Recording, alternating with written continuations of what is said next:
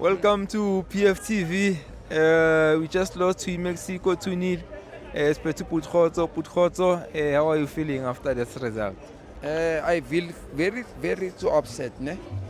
This game was well planned game country ngaphandle ne Sapphire ne or UF or whatever because of the second penalty.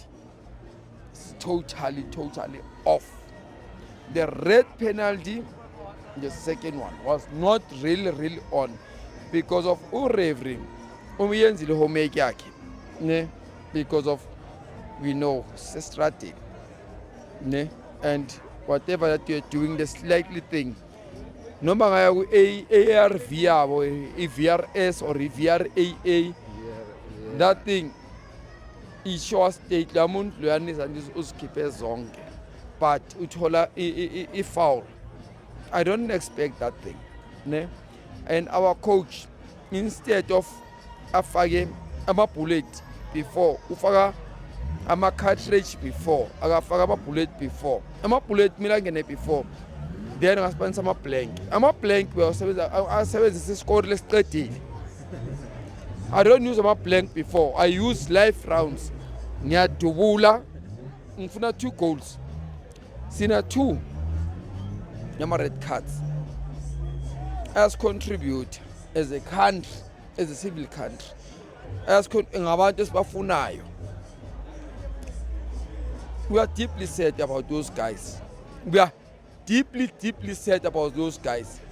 Udubula after shoot wena uthi simangena kwakho uzothi ngizomlinda ngama-blank ngithi pha abaleke bese ngiduba ngama front sekambili. It's out. This is not a soccer game. We are dubula baba. Faka abantu abamampela.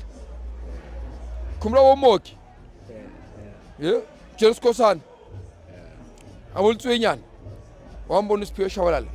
They are expected a goal. Only very serious for the country today. That guy made sure the country comes number 1 in Mexico. Why not today? Because they've made their homework a dom. Ukuthi coach yethu ushiye ibhame emuva. Ushiye uvile emuva. Ushiye abafana abaningi emuva. Wathatha lemithwalo yakhe wakukhipha i-school bag weza naso. I-school bag esi-empty esingenama bullet. Fanele ukuthi empina unama bullet. Ngiyabonga.